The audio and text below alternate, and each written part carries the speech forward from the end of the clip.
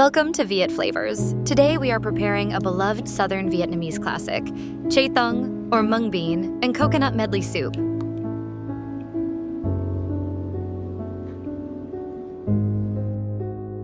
This dessert is famous for its incredible variety of textures and its rich, creamy finish.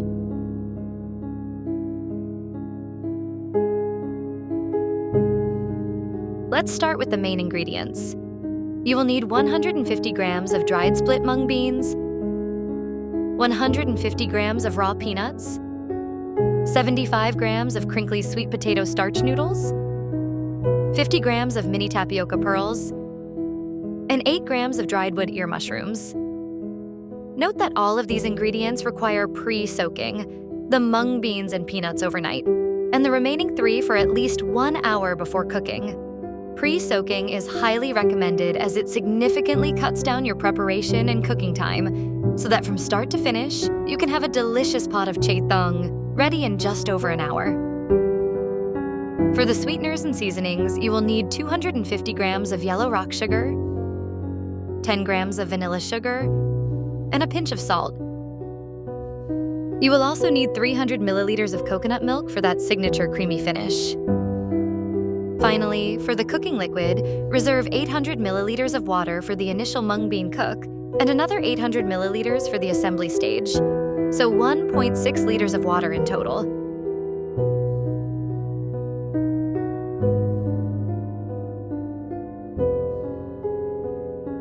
We will begin by pre-cooking the soaked peanuts, as they require the longest cooking time. Place them in a small pot and cover with fresh water. Simmer over medium heat until they are just tender.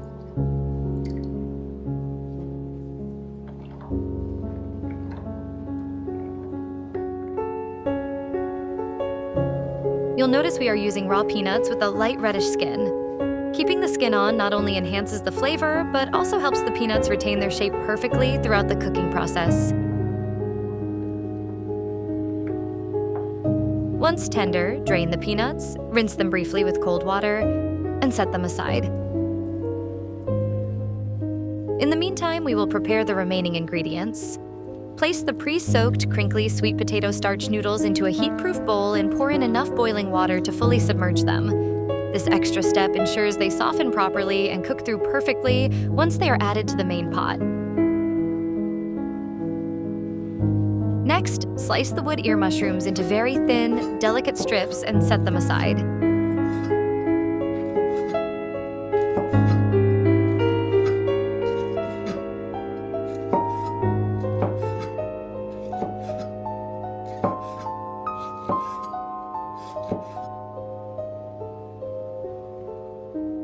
We are now ready to work on the last main ingredient, the mung beans.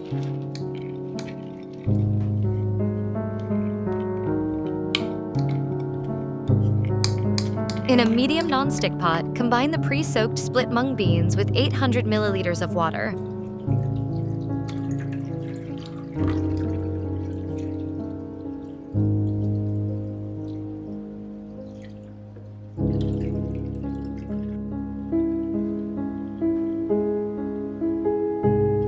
Bring to a boil over medium heat, then reduce to medium-low and simmer gently. As the beans cook, skim off any impurities or foam that rise to the surface.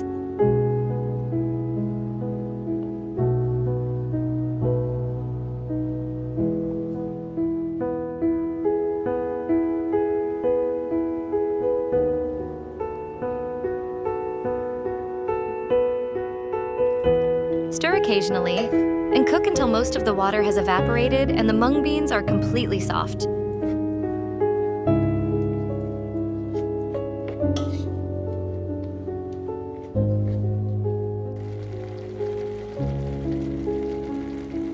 At this point, use a spatula to gently press and smash them into a thick rustic paste. No need to make it too smooth or fine, as a little texture adds character to the soup.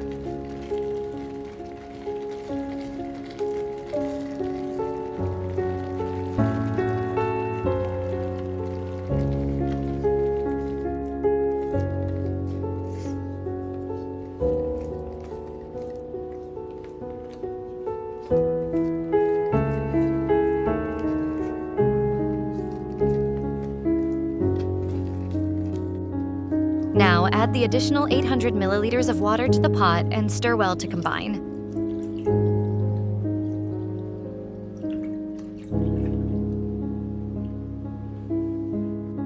Use the spatula to break up any lumps, ensuring you have a smooth, even broth before moving on to the next step.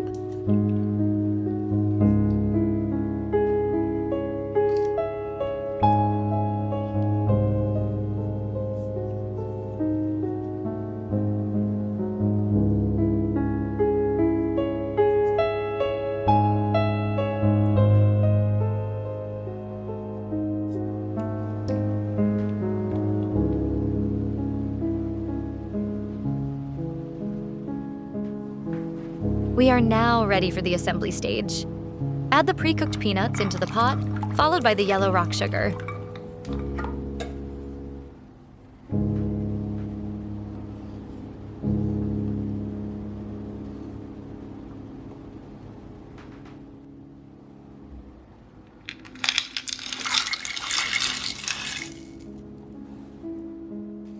Stir gently and let the soup simmer for a few minutes before adding the mini tapioca pearls, crinkly sweet potato starch noodles, and sliced wood ear mushrooms.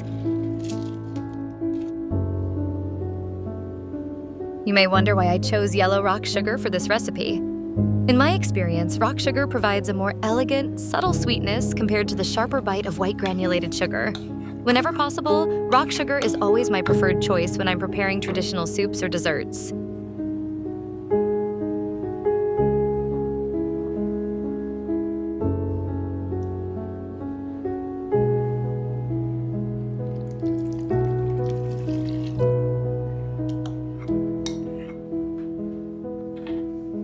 Everything is coming along beautifully. Notice how seamless and efficient the cooking is at this stage. Since all the ingredients are already tender from the pre-soaking and pre-cooking, this Chè Thưng will be ready to enjoy in no time.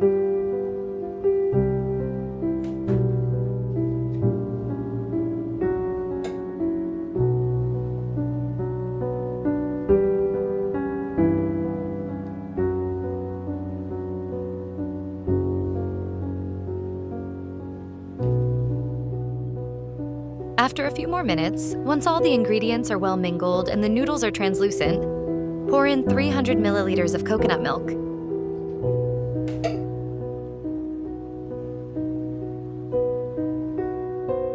Now, this is usually when you would add a pinch of salt to balance the sweetness.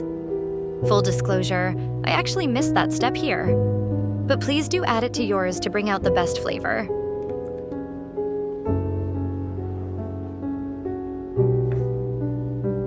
Stir gently to incorporate the coconut milk into the soup.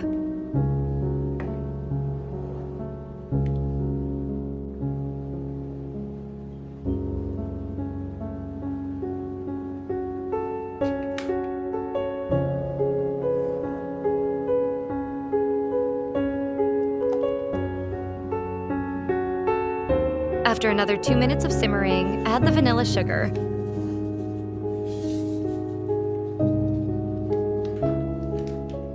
Give it one final stir and turn off the heat. Note that the sweet soup will naturally thicken as it cools. For this reason, unlike other recipes, I don't add any corn or tapioca starch here. The starches from the mung beans and noodles provide all the body we need. Ladle the cho into serving bowls while it's still warm.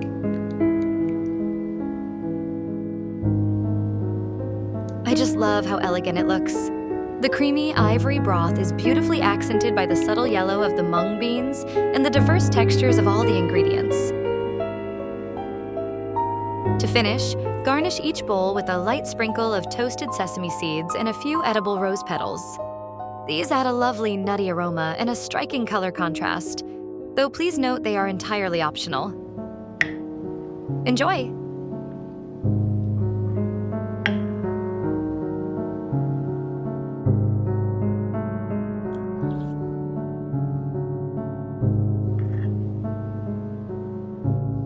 Thanks for watching Viet Flavours.